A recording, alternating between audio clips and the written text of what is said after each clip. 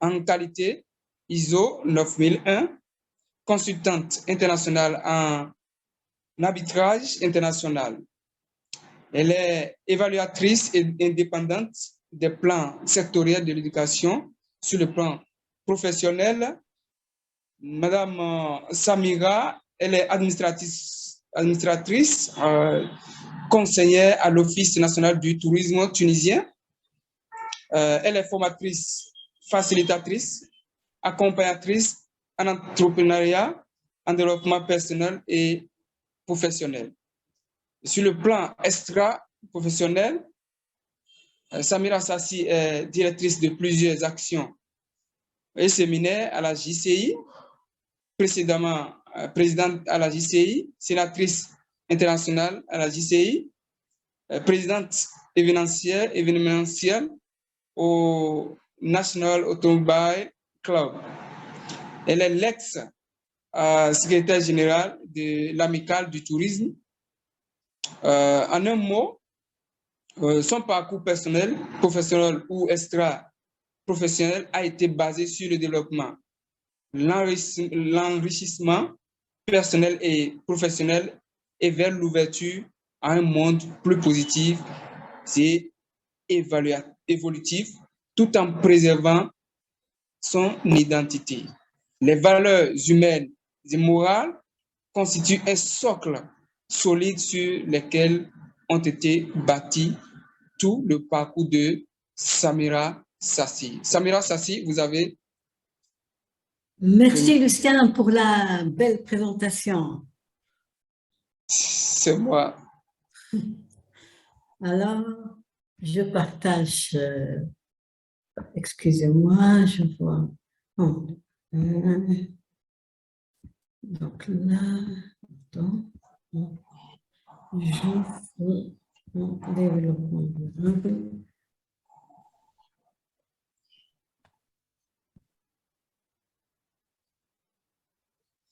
Donc, Samira Sassi va partager avec nous son écran, sa présentation. Oui. Pour que nous... Un moment, s'il vous plaît. Oui, je l'ai mis là.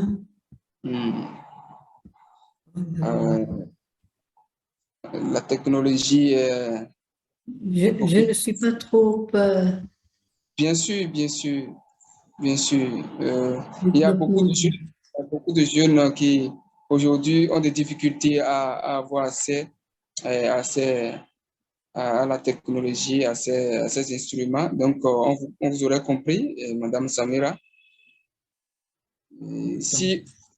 Ou bien, si vous avez la présentation là, vous pouvez partager avec soit Annette qui va partager son écran. Oui, Samira, je peux partager si vous voudriez. OK. Oui, oui. OK. Excusez-moi. Okay. Pas grave. Okay. Donc, mesdames, messieurs, je voudrais vous inviter à suivre la présentation de Madame Samira. Voilà, nous sommes en train d'apercevoir la présentation de Samira Sassi, qui nous vient de la Tunisie.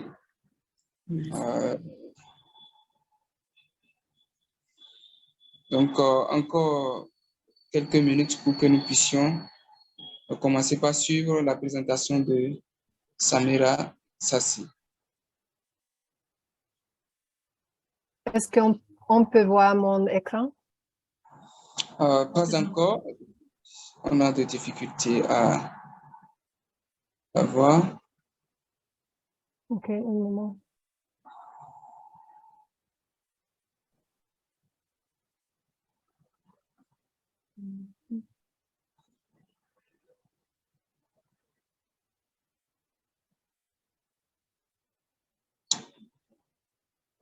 OK. Je rappelle que Samira va nous parler du développement durable qui est au service du bien-être humain. Donc, c'est sur ce thème que elle va nous entretenir cet après-midi. C'est bon maintenant?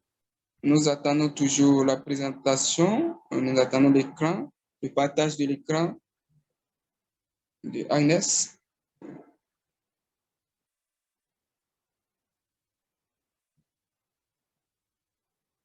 OK. Je Oui, ne ça sais pas. bien. On peut voir? Pas encore, mais ça vient. J'essaie de m'apprendre. Wow. Alors, si tel est le cas, Anat, si vous proposez, vous n'arrivez pas à... Attendez, je pense que c'est bon, c'est bon? Voilà, oui, on voit. OK. Ouais, C'est bon, vous voyez? ouais, ça peut aller, Samira. D'accord. Merci, je m'excuse pour ce contretemps. Donc, je remercie Agnès pour le suivi. Je remercie tous les présents et toute l'équipe. Et mon thème aujourd'hui sera sur le développement durable du service du bien-être humain. Moi qui crois beaucoup au potentiel de l'être humain, parce que sans l'être humain, on ne peut rien faire. Si l'être humain n'est pas satisfait, donc il ne peut jamais avancer ni servir le développement durable. Je dirais même que je parlerai du développement humain durable au service du développement durable de la planète. OK. Samira, est-ce qu'on peut Oui. partager sur le mode de présentation, s'il vous plaît? Merci. Comment? Oui, voilà. Donc, je la- commencerai par le dicton de Sean Schmitz qui dit que le succès n'est pas la clé du bonheur, mais c'est le bonheur qui est la clé du succès. Donc, un homme heureux peut beaucoup servir le monde. Et j'ajouterai que le développement durable même est la clé de ce bonheur-là. Et pour assurer, il faut que l'homme soit conscient de cette clé de bonheur et comment peut-il l'avoir. Donc, ma présentation sera autour de l'introduction, le bien-être humain, ma mission de vie, paix, justice et institutions efficaces, partenariat et opportunités internationales, et puis la conclusion, bien évidemment. L'introduction. D'abord, je suis heureuse d'avoir eu cette opportunité de participer à cette conférence d'envergure et entrer au développement durable, constituant un concept miracle pour sauver nos vies et sauvegarder celles des générations futures. Le bien-être humain englobe toute activité humaine pouvant sauvegarder la bonne santé morale, physique, voire aussi sociale. Cela suppose évidemment la sensibilisation, voire la participation de tout le monde afin d'atteindre des conditions de vie vivables et sauvegarder nos vies. Ma mission de vie, me considérant comme étant plaidoyer du concept développement durable pour tous ces protocoles.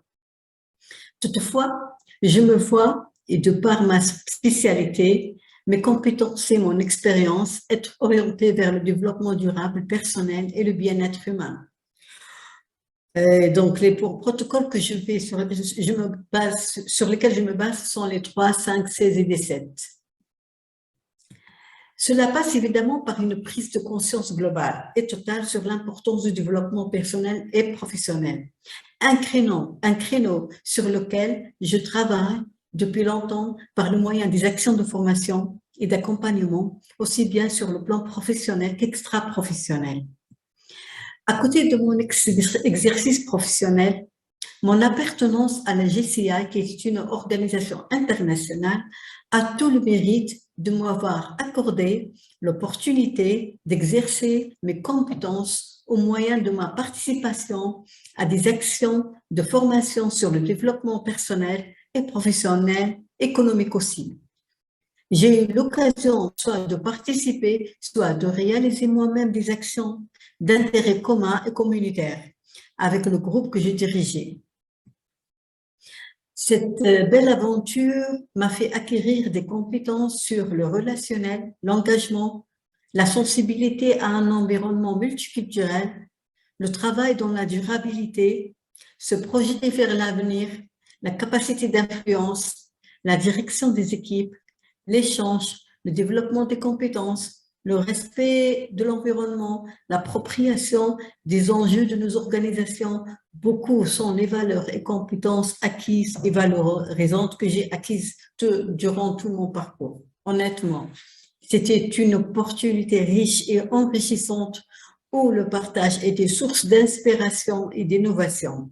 Un seul objectif nous reliait était celui d'évoluer ensemble et d'agir dans un contexte riche et enrichissant. Homme ou femme sans distinction, qui se voit doté de compétences et d'ambition, trouvera sa place pour participer et évoluer. Paix, justice et institutions efficaces. Les valeurs, les normes, les règles forment une relation gagnant-gagnant avec les parties prenantes et leur application était de grands apports pour assurer une gestion efficace de nos actions.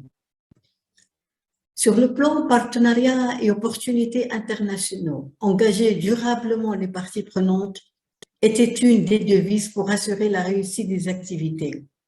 Sans dénier son identité, respect des valeurs, la notion de partenariat national et international constitue une ouverture au monde et un véritable enrichissement pour tracer un objectif commun pour une cause commune.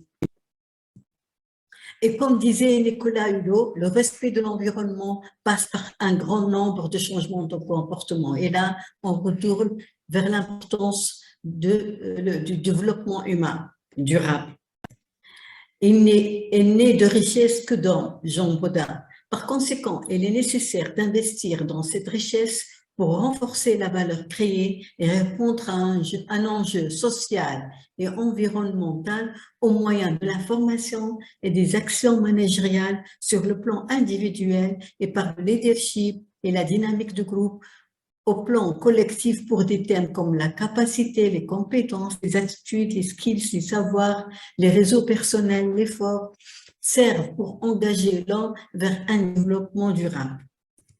Et conclusion, le bien-être est un sujet délaissé devant les obligations de résultats inhérentes à toute organisation. Or, le sujet sur le long terme est indispensable et doit être traité avec beaucoup d'attention afin de permettre à chacun de pouvoir s'épanouir dans un environnement sain et donc d'être plus performant. Et on voit là qu'on est dans un cercle vertueux. C'est-à-dire, si on sert l'humain, l'humain va servir la planète et la planète va servir l'humain. L'un n'empêche l'autre. Donc, ce processus doit travailler tout autour de l'homme, de la nature. On ne peut pas négliger l'humain et exiger le développement durable. Il faut que l'humain soit conscient de son environnement et des enjeux que représente le développement durable. L'être humain est la richesse la plus précieuse, devise essentielle de notre organisation. Prendre soin du bien-être humain pour que l'humain prenne soin de la planète. Et merci pour votre attention. À vos questions.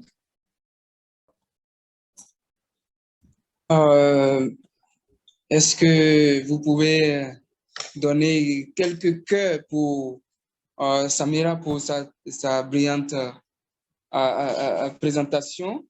Je peux noter que le succès n'est pas la clé du bonheur, mais le bonheur est la clé du succès. Absolument. Absolument. Et il faut dire que Samira a acquis beaucoup de compétences et dans la mise en œuvre de sa compétence au service des autres. Donc, elle a eu la chance d'avoir la capacité relationnelle, et la capacité de l'influence et autres. Donc, elle demande à ce que nous puissions vraiment tous travailler et à ce que nos compétences soient développées et soient mises au service des autres. Merci à vous, Samira, pour cette brillante présentation. Je voudrais inviter les participants à poser leurs questions dans le chat ou directement.